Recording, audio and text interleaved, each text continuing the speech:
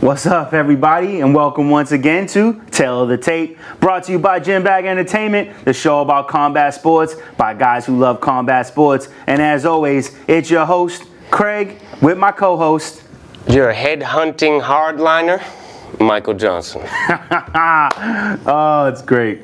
All right. So this past weekend, we had what is arguably the biggest, most badass pay-per-view the UFC has ever put out. It's the 500th event for UFC 244, Masvidal versus Diaz, and that was Saturday, November 2nd. It was at 10 p.m. at Madison Square Garden, New York. And this event was loaded with excellent fights. I don't really think that there was a whack fight the whole night. Not at all. Filled up the arena. You know, the garden was full. I think Dana White said like 6 million at the gate or something like that. That's crazy. Right? The Rock was present and accounted for. I liked how they had him come to the ring before the fighters. Yeah, the whole event was pretty good. Yeah, this was an exciting extravaganza. Yeah, you know, they could put a little more fanfare into their events, but they get right down to business, and there was so many good fights. And let's jump right into those fights. In the featherweight division, Julio Arce, 16-3, going up against the 10-1-1 Hakeem Dawodu. I was always saying Dawodu, and they were saying Dawodu over and over. Hakeem Dawodu. So let's talk about this fight. How'd it go? Entertaining first bout for sure. Dawodu definitely in the first round was, taking it to him a bit. He's super athletic. He lands them good hooks. He always looks for hooks. He definitely needs to punch straighter sometimes, I think. Maybe vary his boxing attack a little bit more. But real good round one. I think Julio Arce kind of found some range, though, round two. He did so. Started landing kicks, pushing some grappling exchanges, which I thought he was probably better in, He had good kicks and the overhand counter right started landing for him a little bit. And, round two is probably even. Round three, I think maybe Arce might have took it. Dawodu seemed to be a little bit gassed, Put in good work all around, though, gets a split decision. But unhappy with himself completely. Oh yeah, I have to agree with you. I believe that it was a handed victory in the first round for Hakeem. Second round, like you said, judges could have sent that any way. But I definitely think it was in Hakeem's favor. And that third round, Hakeem definitely had lost a little bit in the gas tank, and Arce picked it up and ran with it, but little too little. Too late. Absolutely. Dawodu unhappy with himself. Completely unsatisfied with his performance. And at first when I saw his reaction to the split decision and how upset he was, I'm like, bro, that's a fair decision. Yeah, it was and he wasn't mad at the judges. Right, no. He was mad at himself for not having done more to get in a unanimous decision. Finish. And I think, probably hats off to Julio Arce for, stifle him a little bit, but change your attack up. I think Dawodu. Yeah, he needs. It's mixed martial arts. Yeah. He needs to mix it up a little bit better. But Hakeem with the split decision and a good match to start the night. Still on the winning side in the UFC. So there it is. All right. In the welterweight division, Lyman Good, 20-5 with 1 no contest, going up against the 14-3 Chance Rencounter. Well, I've always been calling him Rencounter, but they call him Rencounter. Rencounter, that's what it was. Rencounter, which I like. Yes. He's got a lot of fortitude, Oh man, that dude's chin. Because Lyman Good was on fire. Looked super crisp. Great boxing. Good kicks. Injures his ankle early. Lyman Good on one of them kicks on the inside of Rencounter's knee. Yeah, it hits it around the toe. But never faltered from it. Didn't really seem compromised. The punching power is incredible from Lyman Good, and Rencounter's chin was incredible. Yeah, man. Wow. He didn't push the grappling, exchange like he could have. Chance Rencounter. I feel like he couldn't find his way in and for that. was happy to eat big punches man. for 3 rounds almost, but 2 minutes and 3 seconds into the 3rd round, catches a big one that breaks his nose. It looks like. And I still don't think he was rocked, but he fell from pain. Yeah, he absolutely dropped because he couldn't handle it anymore. His face is cut, both eyes, his nose is broke. So bad fight for Chance. You could tell he didn't lose his legs. No, not at all. He dropped to get away. Just from pain. Yeah, and the ref saw it, called the fight. Definitely a good finish for Lyman Good. Absolutely. Great TKO. Mm-hmm. Yeah. I like this guy. You know, what impressed me with his punching power and the way he throws, that he made it through 3 rounds. That his stamina was that good even in the 3rd round. Absolutely. Yeah, I did not think he was going to be able to make it that far. And impressed with the ankle, because he was limping out of the cage afterwards, but he wasn't fighting like it was compromised. So that guy is definitely someone to pay attention to in the future. And then with the main fight of the early prelims in the women's flyweight division, Katlyn Chookagian. Oh, close. Chookagian. Damn it. Chookagian, as you said last week. You know I like Chookagian. Katlyn Chookagian played out exactly how I said it would. Exactly. Going up against Jennifer Meyer. Talk about it.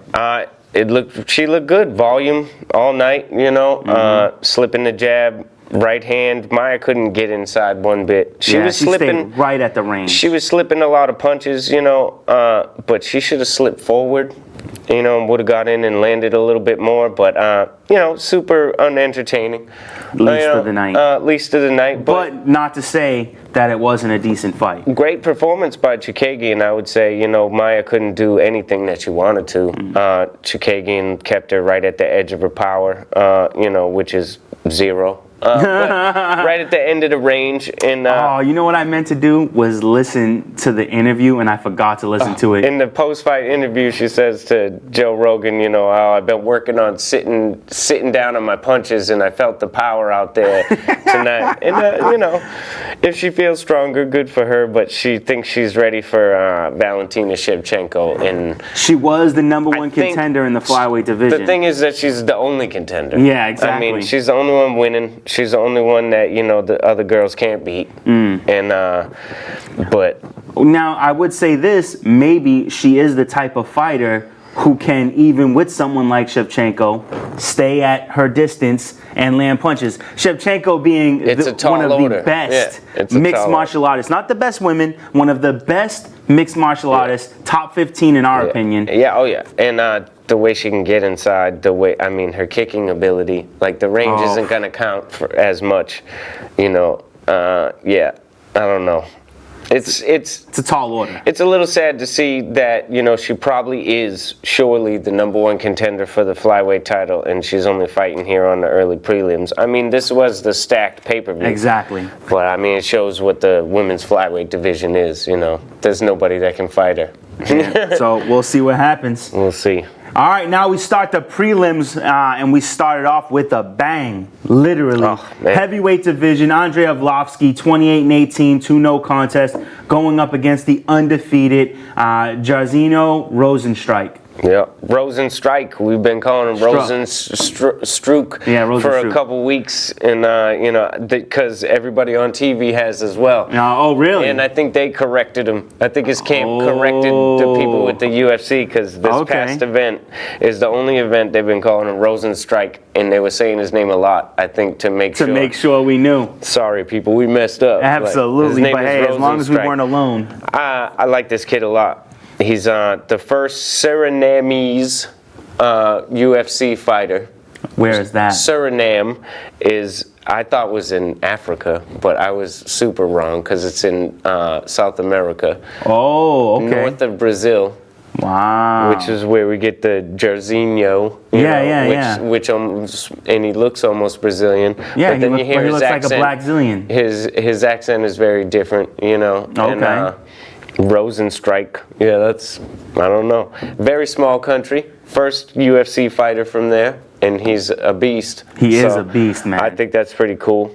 Andrei Arlovski I thought he was gonna, like, I wanted him to test him. Yeah. That's what I was hoping for, at least. I didn't think he could beat Rosenstrike, but, I just wanted him to test him. But he lunged in early, left himself open. Wide open. Jairzinho with real power on the counter left hand, moving backwards. Counter left hook, clips Arlovski face down, 29 seconds into round 1.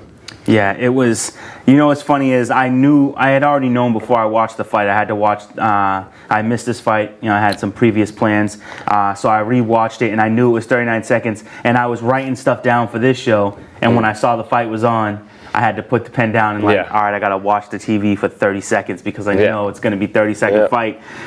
The problem I had with this fight is Andrei Arlovski is such a great striker. Yeah. And this guy hits with absolute power and finishing power on every strike, and pretty precise striking at that. Like, you could have stayed back, absolutely, landed your strikes, got out of his striking range. I think he could have made this a bout. It was a guns blazing type of thing right off the bat. I mean, it was kind of reminiscent of Jose Aldo throwing the big hooks and getting clipped with the precision shot.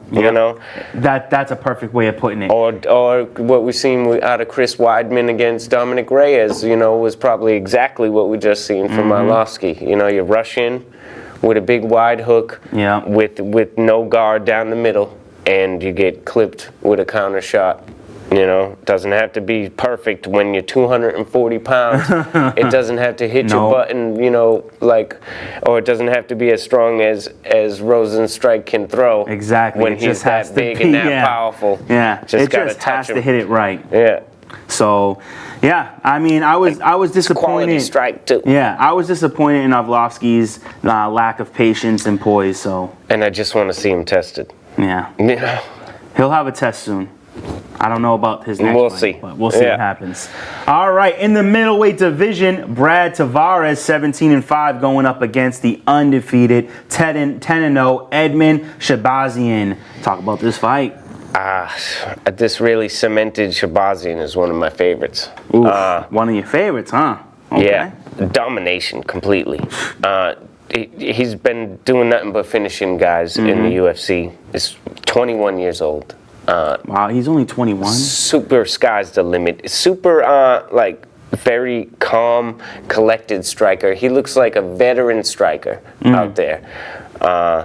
It's a scary thing. I actually agree with you because 21.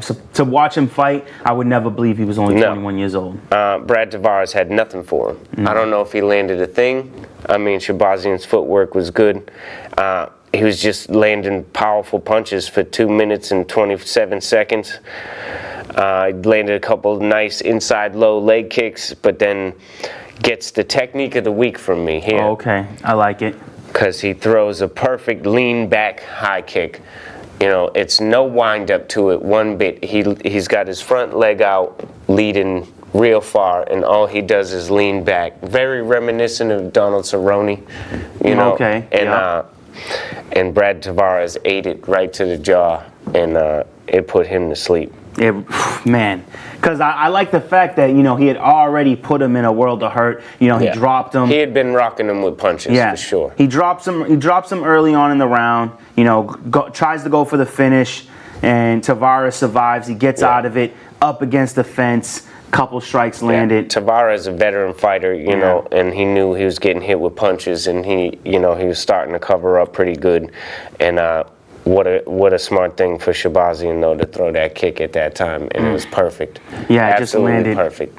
It was something like you see in a movie with the just the perfect. Special kick. Yeah, The last special kick. It was perfect. Remember that in movies, man? I used to love that.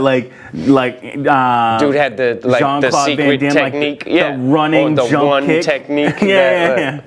Don't let him hit you with that back roundhouse, that Jean-Claude Van Damme backspinning roundhouse. Oh yeah, the jumping backspin roundhouse. Yeah. Oh man, that's the one. Don't let him hit you with that. I love those. I love that about those movies. Or Chuck Norris with the standing wheel kick. Don't let him get you. Oh man, so beautiful. But yeah, so Edmund Shabazian KO, with 2 minutes 27 seconds, round 1. Yeah, beautiful. So definitely look Great forward. performance. I mean, he needs a ranked, top 10, a ranked top 10 competitor. contender in the middleweight division. Yeah. I wonder who would be someone he could face.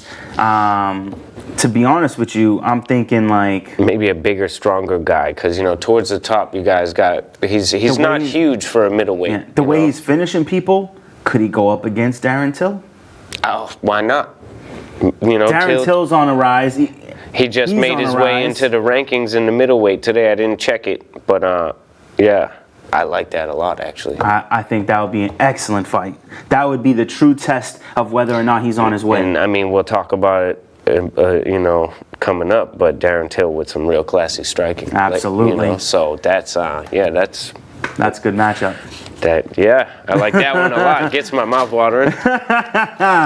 All right, in the featherweight division, Shane Burgos 12-1 going up against 15-3 Makwan Americani. Let's talk about this fight. This fight was exciting. Dramatic. And strange and drama, and it was all over the place. It had a little bit of everything. It really did. It was crazy. Americani, with some domination at first, came out clearly the far better grappler. I mean, he put Shane Burgos wherever he wanted to in the first round with throws and takedowns, was landing straight lefts and the jab. I would have thought Burgos might have had the edge in the striking, but he did not. No, but Americani with no gas tank. Absolutely zero. Winded himself in round 1. On a choke. I mean, he was trying submission attempts over and over. Yeah. And goes for a choke on Burgos, and Burgos, survives everything that Amir Khani is throwing at him. What a pace for a featherweight fight. They look like flyweights with the pace, especially round 1. That whole first round was just incredible groundwork. Yeah, and Amir Khani did not prepare physically for that amount of work. And he was out of it, but he was noticeably gassed in round 1, but still was winning the striking. Yep, which I agree. Which we thought would have swung to Burgos' favor, even though Amir Khani was gassed. But he's moving away, trying to keep distance, landing the jab though. Yeah. Straight left hand coming right through. Some of it almost seemed like just pure laziness more than absolute loss of gas tank. I think Amir Khani loses because he was exhausted. I don't have the time here, but I believe it was a finish. Oh, it was a finish. Yeah, I know that he gets stopped in round 3. Yeah, it goes to a good distance into round 3, but he definitely gets dropped. I think Amir Khani loses because he was simply exhausted. Yeah, I mean, there was this moment where he goes down and the ref tells him to get up. It's ridiculous. Yeah, at that point, he takes his time, really slow. The ref had to come back to him and tell him to get up again. I remember now. Burgos starts getting the top control in the 3rd round because Amir Khan is completely gassed and he can't do the scrambles that he had early on. Burgos gets him in a strange position with the arm trapped, starts beating his body. Yep. Just annihilating. While you're watching it, you can almost think like, oh, stop the fight. But good on the ref there because he did escape the position. But then when Burgos stands up, and tells him to get up, and Amir Khani can't, and the refs, get up, Should have been called. I think that should be called right there because he turned away and went back to his knees. And he forced him to stand up and get beat up some more. So bad job by the ref, but bad gas tank by Amir Khani. And, for a guy that's small, I was really taken back by the fact that his gas tank was so depleted after one round of wrestling. Yeah, and that's his thing. Like grappling is his thing. Great conditioning by Shane Burgos, but I didn't like none of his striking. I mean, he didn't really look good. He was not impressive. His boxing was, short all night. He just had great fortitude. Got a big cut. Amir Khani didn't really look damaged. Just, like I said, he exhausted himself and got beat. Yeah, I 100% believe had Americani not depleted his gas tank, he would have dominated that fight. Yeah. Had he not tried to wrestle, he would have dominated. Oh yeah, the hands were working for him. Yeah, if he'd just been calmer even on the ground, he would have secured a submission. Yeah. But yeah. Good TKO, I guess, for Shane Burgos, late in 3. Get your conditioning up and keep it up. Way up. All right. So the main event of the prelims. What an exciting main event! This main event of a prelims is a main event of a regular fight night card. We got to see it as Absolutely. a prelim. Corey Anderson, light heavyweight division. Corey Anderson, 12-4, going up against the up-and-coming, the exciting 17-3 Johnny Walker. Let's talk about this awesome fight. This was real hard to call coming in. Both were, on the rise. I like both of them. Yeah. I didn't see any bad blood between the two of them. Apparently, Dan Hardy thought that Johnny Walker was saying some stuff to Corey Anderson backstage or whatever on the entrance, but then he realized it was a fan, and Dan Hardy was talking a whole bunch of junk about Johnny Walker and then had to apologize. It was kind of funny. Oh, man. But Johnny comes in super confident, and seems to be his undoing. Yeah. Hands wild. He was, looking a little weird with his setups, into the striking. Super flashy. Which is fine. And it's been working He for is him. a little unorthodox, and that's fine, but got to cover up. Corey Anderson with some perfect boxing. Lands a right hand after 2 minutes. And Johnny Walker, gives the face like, oh, we're in a fight, but he was hurt. Oh, he was hurt. He had to sway back, stumble away from the punch, and he tried to get right into the exchange with Anderson, to his credit. But they went back and forth for maybe 5 seconds, and Corey started hurting him big. Big. He hurt him big. To Johnny's credit, he never went down, did he? I think he did go. Did he go down and pop right back up? I think he went down and popped right back up as soon as it got stopped. I didn't remember him going. No, it doesn't get finished down on the ground. He stops it in the stand-up. So I don't think he dropped him with any punch.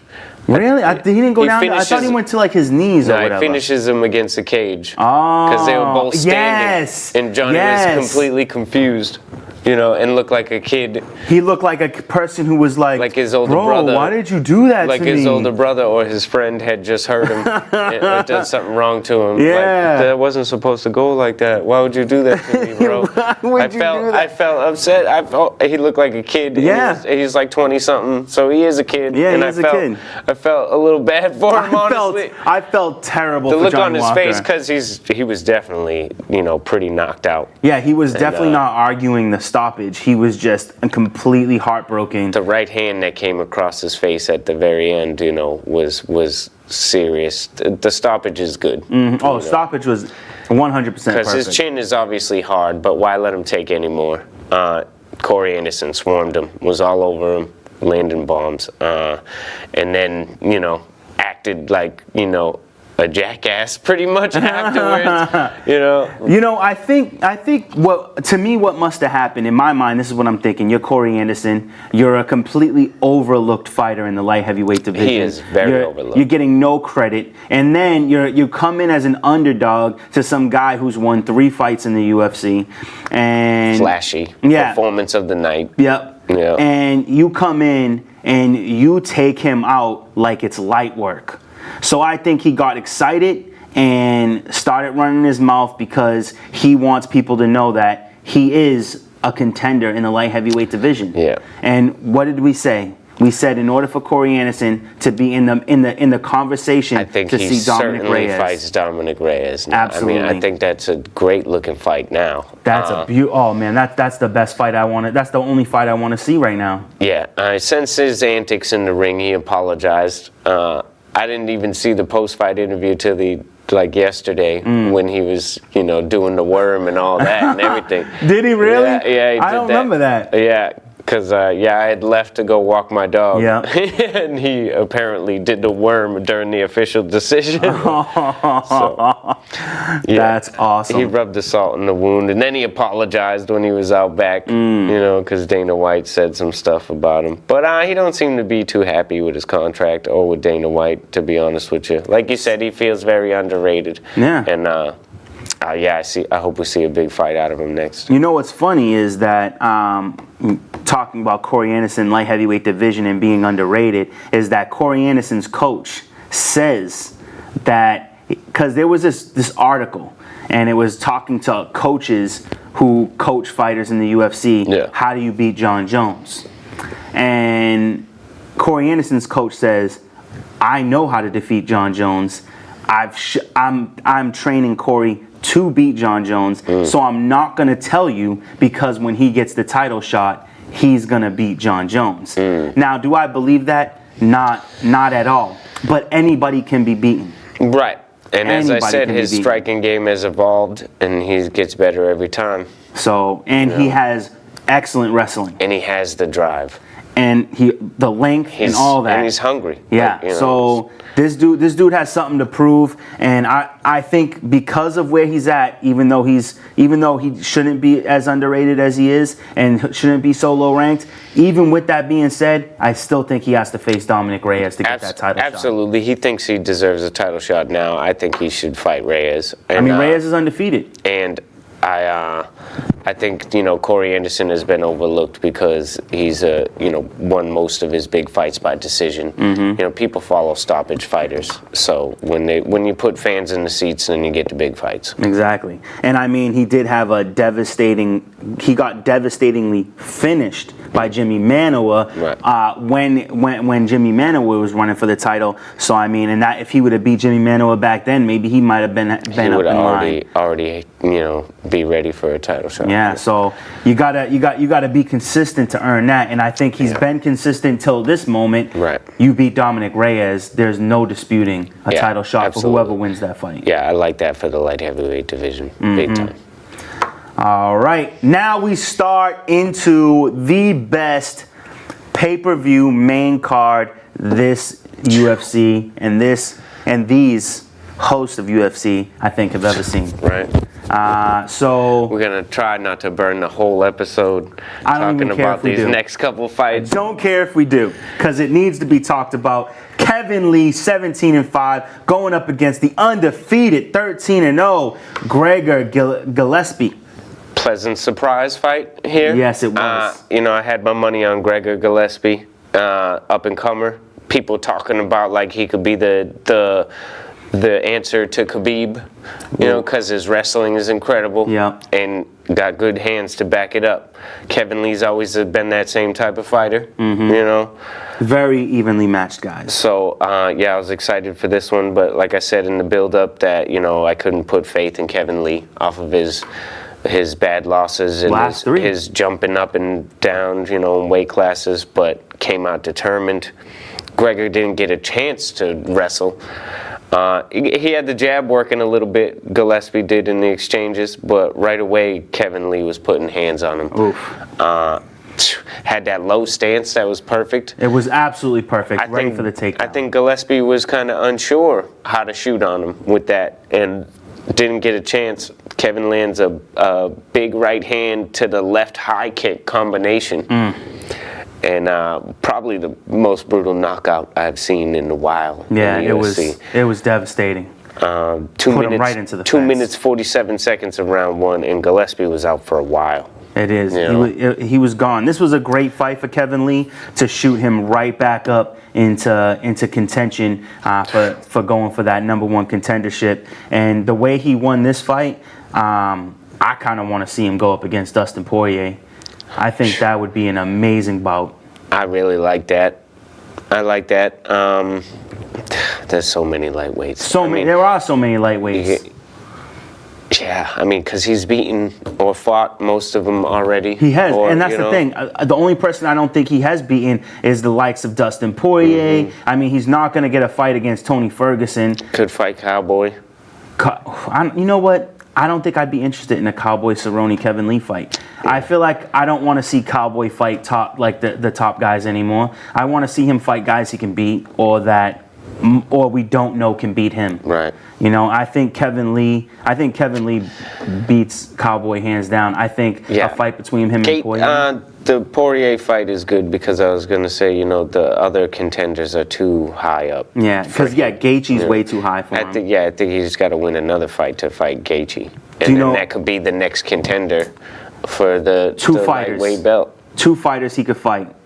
They're been talks about them fighting each other, but I wouldn't mind him seeing fight either one of them. Conor McGregor. Absolutely. Or, what's his name? What? Conor McGregor Light.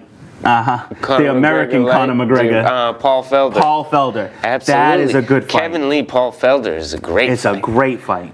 Paul Felder on the rise, just ranked himself up to like 6. See what I'm saying? A great win over Barboza, yeah. That is a good fight. Or McGregor coming back, you know. You want to put McGregor in the grinder? Against a hungry dude who just feels like he got his career on the right path and like he's, you know. That would be an excellent fight. The losses could be, you know, this could be the first step to Kevin Lee's domination. You never know. I mean, he looked pretty dominant in that fight. Look at the likes of like Jorge Masvidal with, you know, the amount of losses he's got. What, 16 or 13? He's got 13 losses. 13 losses. Yep. And he has... Just one day you decide, hey, I'm going to dedicate myself to this for real. Yep. And, you know. He has the record, I think, for most decision losses in the UFC. Crazy. All right, let's keep it moving. Heavyweight division, Derrick Lewis, 21-7, 1 no contest, going up against the 18-2, 1 no contest, Blagoy Ivanov. Calm striking by Derrick Lewis. It was great to see. Best condition he's ever been in. Better cardio than he's ever had. Looking great. I like that he didn't, you know, blow his gas tank at all. Blagoy Ivanov looked pretty good the whole time. His fortitude is unreal. It was such an evenly matched fight, man. It was so good. The amount of shots that Blagoy took is unreal. I think it was a split decision, right? Yes. I believe it probably maybe should be unanimous for Derrick Lewis, but the fortitude of Blagoy, because he didn't stumble from pretty much any shots until maybe the third round. And to take a shot by Derrick Lewis that clean and not stumble. He rocked him a little bit in the third round, you know, with some of them shots. But, you know, putting submission attempts on him, getting takedowns. Like Blagoy fought well, was never out of it, was always dangerous. A very, very entertaining fight here. My favorite thing about Derrick Lewis will always be my favorite thing about Derrick Lewis, and we got to see it in this fight.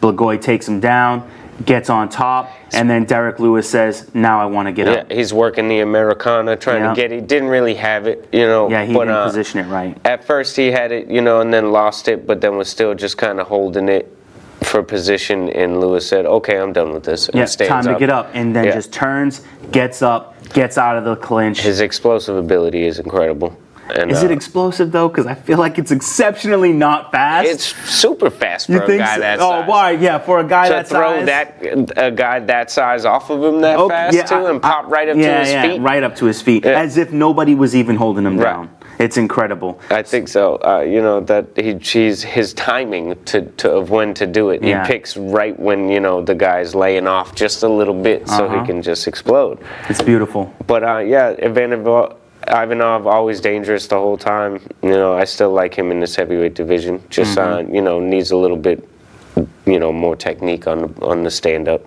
Agreed. All right, in the welterweight division. Good win for Derrick Lewis. Great win. This gives him right back into going after whoever he wants. Yeah, whoever he wants. Yeah. In the welterweight division, Stephen Wonderboy Thompson, 14-4-1, going up against the 17-6-1 Vicente Luque. This fight of the night honors.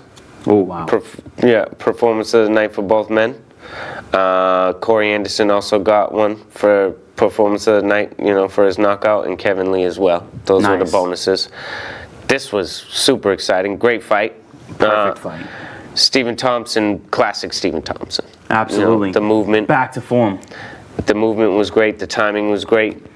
Luque for sure confused by footwork, but landed some shots. Oh, landed plenty of shots. I mean, he figured his way in there, and I still like Luque quite a bit. But, you know, Stephen Thompson's a weird fight for anybody. But I think, you know, this could be showing us that Thompson is right back up there. Oh, yeah. You know? I mean, I like what Conor McGregor had said. He said this one time about one of his fighters, is that there's a difference between losing a fight and getting caught. Right. And Wonderboy was getting caught. The last 2 losses, he got caught. Yeah. And, you know, a decision loss against the terrible fighting Tyrone Woodley, you know. Yeah, nobody can be mad at that one. Yeah, exactly. So, I mean, you know, he wasn't getting beat. He was getting caught. Because, I mean, against Pettis, he was winning that fight. Oh, absolutely. He was absolutely dominating that fight and then got caught.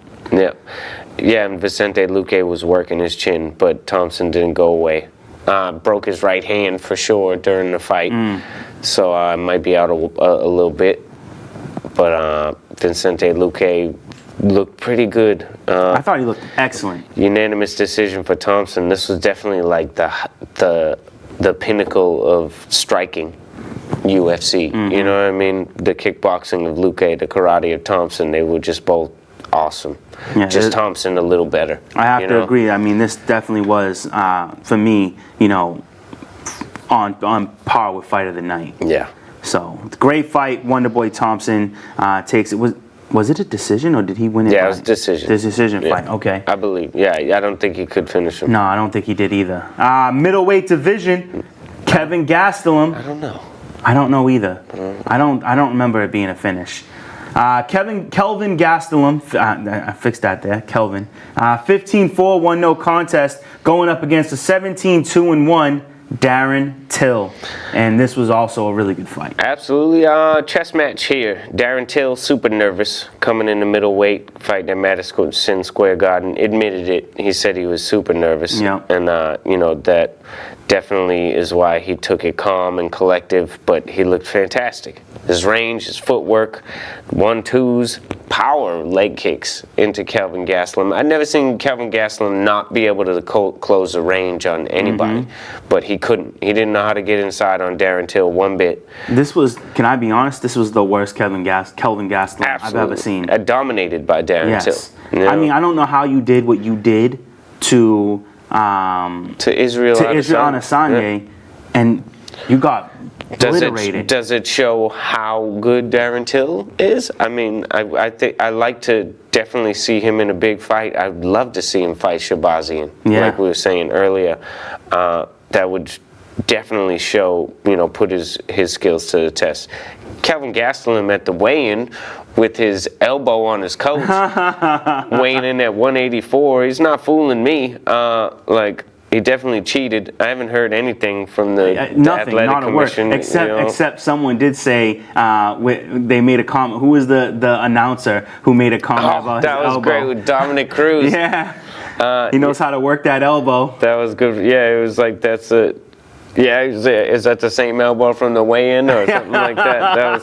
That was he definitely put it out there. I was happy to hear that because they didn't make too much noise about that. UFC's not saying anything. Athletic Commission hasn't made any more statements. They said they would pursue punishment. Yeah.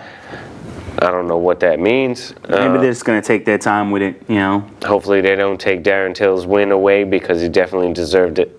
That was a good unanimous decision for him. Absolutely. I think the only way they would take away a victory is if Kelvin Gastelum won. They might have made it a no contest. Right. Where Darren Till wins, maybe they give him a piece of Kelvin's purse. Right. They could force that on him. Darren said that Darren Till was asked about that in the post-fight, and he said he wouldn't even take it. Actually said that he would, donate it to the Walt Harris fund that they've been collecting for his missing stepdaughter as a reward money. So classy move there, Darren Till, which we'll talk about that in the news. But on to the main event. Yes, in the welterweight division, the battle for the BMF title.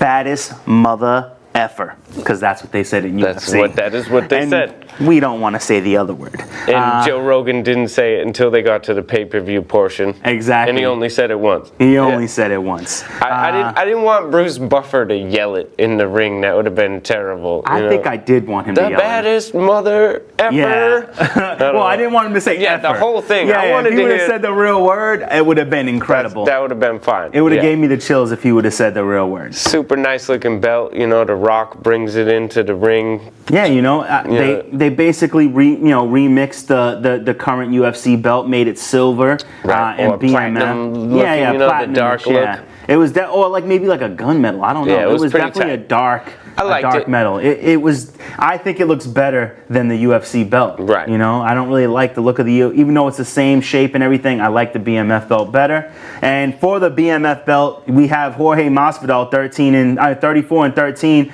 going up against the 20 and 11 Nate Diaz. And I gotta say, I agree. Two of the baddest mother effers. It absolutely in was. the UFC. I mean, definitely not necessarily two of the best fighters, but the baddest fighters. I mean, Masvidal was completely on point, the best we've seen him.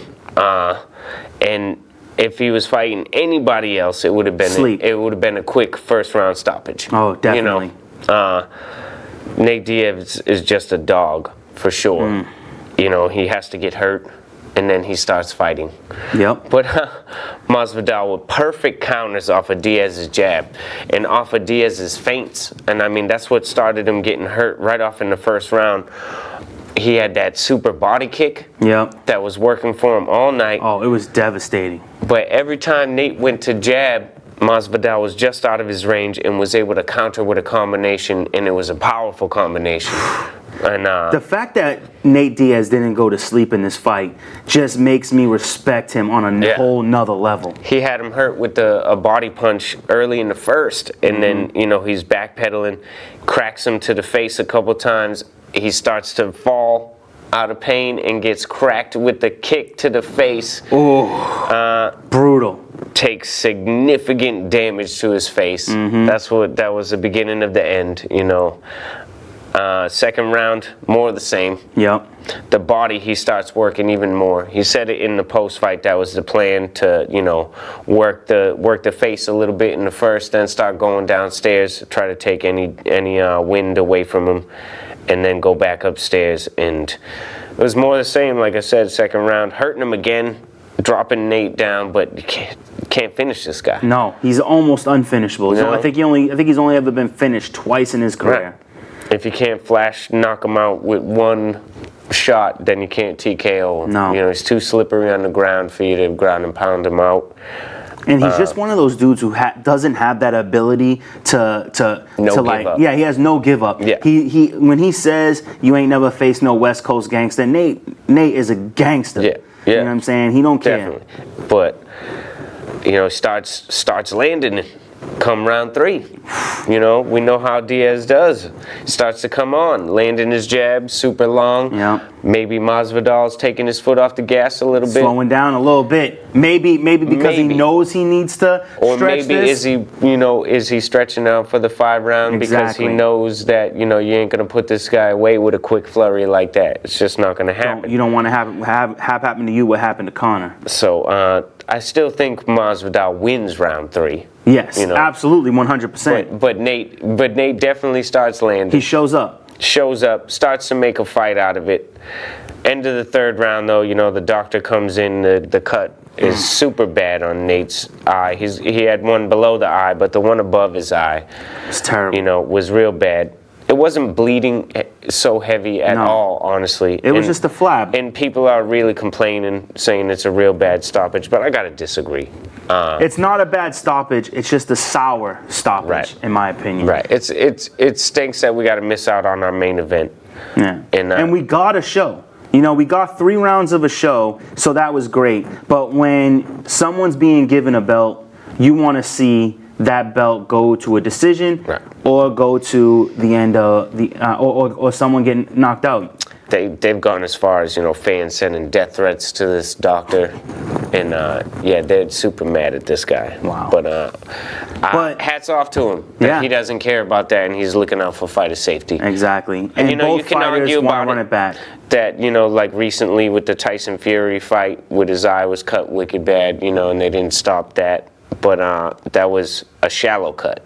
And this cut was one of the wider cuts that I've ever seen in the UFC. And his eyebrow was falling off. Yeah, you know, was bad. If he took any more shots, it really could have came down all the way and hung over his eyeball. We're talking about a man losing a portion of his face.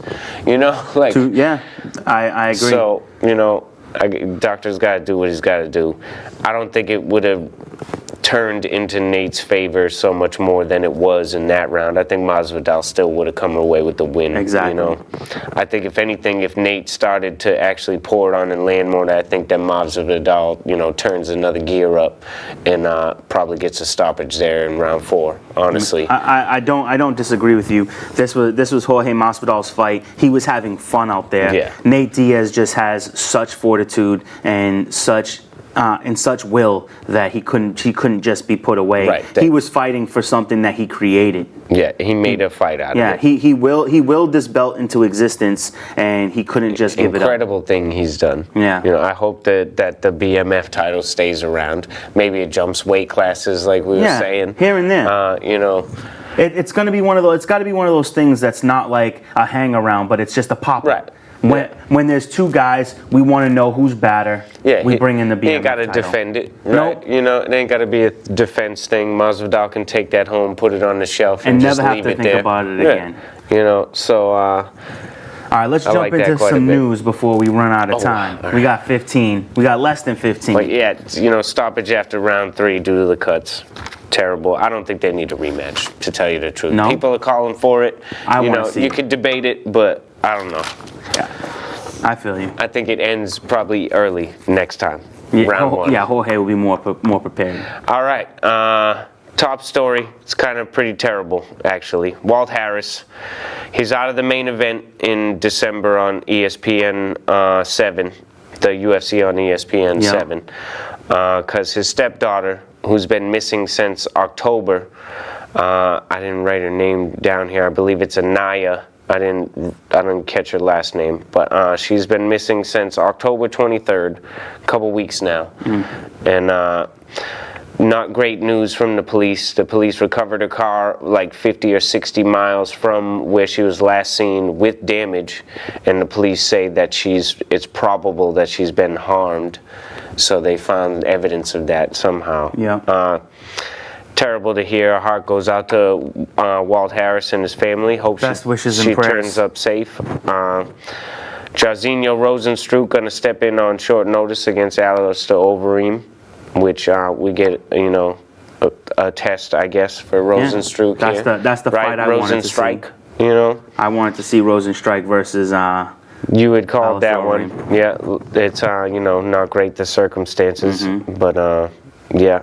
I thought that was, you know, pretty big news. Yeah. So we'll keep track of that, obviously. Israel Adesanya says he is willing to fight Yoel Romero because everybody thinks he's the test for him to fight. Yeah. Dana White, however, says he wants to see Yoel Romero win a fight first before he can fight Israel, and I think Fair enough. I think that's very fair. You know, Yoel's still definitely one of the best contenders any weight class, but he's had a bad go of it, and he'll need to win a fight. Yeah, I agree. Mike Perry, I don't know why they got into it, but he says it's on site with Colby Covington. If he sees him at an event, if they're in the same arena on the same card, if he sees him in the dressing room, it's on site. I don't know what got him mad. I'm pretty Probably sure it's just 'cause Covington's mouth. Colby Covington's just a POS. Said something about something probably, and Perry is a real gangster. Like, I don't know if you've seen him in real life at all, but he don't mess around. So I'd love to see that fight. yeah, 12 fighters dropped off the roster of the UFC. A lot of them make sense. You know, guys like Yoshinori Hori or Maya Stevenson or Azamat Murzokov. I don't really get that one though. He's 0-0 in the UFC. Didn't even have a chance. Wow. But you know, guys who are just losing. Nohelin Hernandez 0-2. Danilo Bellardo 0-2. You know, prospects that aren't performing. Thomas Gifford, who got his brains battered, 0-2. Derrick Krantz, 0-2. You know, I feel like his name comes up in good fights, but 0-2. Curtis Millender, 3-2 in the UFC. Wow. Cut. Manny Bermudez, 3-2. Cut. Wow. That's a little weird one. You know, because these guys came out, got like 3 wins in a row, and now they're on the downslide, getting 2 losses in a row. And Dana White said, "I don't got time for that." Wow. That's crazy. Yeah. Conor McGregor calls out 50 Cent. Yeah. Wants to fight him in I'm assuming, a celebrity boxing match. It seems he wants to fight everybody. I will say this, Curtis Jackson, 50 Cent, does have a background in boxing. Yeah. So, but I don't think that it would be remotely close to a fair fight. What would 50 Cent weigh in at? Like 190, 200? Yeah, probably somewhere around the 200 range. I would say it would but I will say this, 50 Cent did hint at the fact that he did beat up Floyd Mayweather. Because they were friends at one point. They had a beef, and when it's a street fight, no ref is there to break it up. Grab a shirt and pull it over his head, shovel some uppercuts. Yeah, exactly. You can get him. and 50 Cent's not a small dude, so I'd like to see that for fun. Headgear, boxing match in the ring. Let them do their thing. All right, we got to knock out these fights before we run out of time. We're really 9 minutes. We got this. We're gonna run right through this. In the men's bantamweight division, Grigory Popov, 13-2, going up against 10-4, Davy Grant. Who you got? Did all this research for nothing. Bad takedown defense for Popov. Bad submission defense, Davy Grant. He's got 2 L's in a row, but plagued by injury. Hasn't fought since he hasn't fought since 2018, but he hasn't won since 2013. Wow, that's crazy, right? Who? Davy Grant. Oh yeah, so I'm going with Popov. Nah, I'm going with Grant. All right, he's finally healthy. Women's bantamweight division: Jessica Rose Clark, 9-5, won no contest. 11-5, Penny Kianzad. Yeah, you're gonna have some names. Yeah, I know. I know. Jessica Rose Clark got wins over Beck Rawlings and Paige Van Zandt. Oof. And a loss to Jessica I. She failed to make weight and then had foot surgery, so she's been out. Kinzad's bigger. She got a win over Clark. She got a win over Clark, actually. Rose Clark, Jessica, and Invicta. So I think I'm going with her. I'm going to go with her, too. Right. Lightweight division, Alexander Yakovlev, 24-8-1, going up against the 8-1 Roosevelt Roberts. Roosevelt Roberts lost his last bout, but I like the low record. I'm going with him. He is well-rounded. He's got the reach and good cardio. Yakovlev's lost to the top welterweights, but so we'll go with Roberts. All right. Welterweight division, Abubakar. Khabib's cousin. Yeah, Abubakar Nurmagomedov. 15-2-1. Sick, going up against the 16-5 David Zawanda. And if you are a relative of Khabib, I got to give it to you. Yeah, because he got that wrestling, not that chain wrestling and that pressure that Khabib got, or that great ground and pound, but he does have that takedown. There it is. And Zawada with bad takedown defense. All right. I don't know why they matched him up, honestly. Because it's the city. Abubakar Nurmagomedov. Yeah, you got to get his cousin there in Moscow. Roman Kopylov, 8-0, going up against the 8-2 Carl Robertson. Who you got? Robertson with a hard fight last time. He's 2-2 in the UFC. Kopylov with his debut. I'll go with the Russian Kopylov. I feel you. On his debut. 8-0. Yeah. Rustam Khabilov, 23-4, going up against the 26-5-1 Sergey Kondozakov. Khabilov, I think. Rustam. Sergey Kondosko. There you go. Sorry. He got a win against Rostam Akhman last time out. He's got that karate. He's a little bit reminiscent of Thompson, just not half as good. Rustam Khabilov, he's won 6 of his last 7 in the UFC. He's got a win over Masvidal in 2013. Oof. Let's go with Khabilov. All right, that's who I chose as well. Light heavyweight, Magomed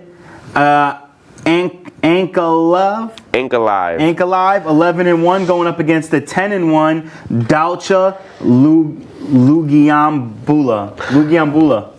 This is the guy I've been talking about. Langiambula. Yeah, Langiambula. This is the guy. Fight last time. Yeah, crazy physical exactly. specimen. This is the dude I would. Every time we kept trying to say who we wanted to say, and you thought I was talking about Rosenstruck, I was talking about this guy. I can't wait to see him fight. Questionable gas tank, all that muscle, physical specimen. Got the KO last time. Magomed Ankalaev, 2 wins in a row, pretty decent striker. Should test Luangabula, so we'll see. I'm going with Dolce. Yeah, it's hard not to. I want to see him rise up. And now for the first fight in the main card, Shamil Gamzatov. Shamil, I mean, your guess is as good as mine. It's his debut. 13-0 going up against the 15-3 Clydson Farias. Yeah. De Abreu. Clydson Farias de Abreu is 1-1 in the UFC. Debuted in February and had 2 fights this year. He's explosive. Shamil's debut, he's got good ground and pound, I hear. I'm going with De Abreu. I'm going with Shamil.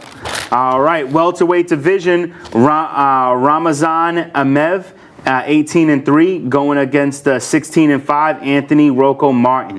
Amev, good wrestler. Good cardio. Rocco Martin, though, Damian Maia couldn't tap him, you know. Wow. So I don't know. I'm going with him. I like based him on that. Light heavyweight, Cadiz Ibragimov. Perfect. 8-1, going up against the 24-14 1-0 contest, Ed Herman. I love Ed Herman. Ultimate Fighter 3. Wow. Season 3. Wow. I mean, the season that Michael Bisping was on, I think, was he 2? I don't know, but way back. And Ed Herman been having a good swing lately. He's got a KO in his last fight. Ibragimov, he lost his debut in August. I'm going with Ed Herman, of course. No, I have no idea. I'm gonna stick with the hometown guys and 8-1. All right, welterweight division, Zalim Imadev. 8-1 going up against the 16-5 Danny Roberts. Imadev. He got a loss versus Max Griffin. Danny Roberts, power striker, but lost to Michel Pereira. That was the good fight that Michel Pereira had before fighting Tristan Conley.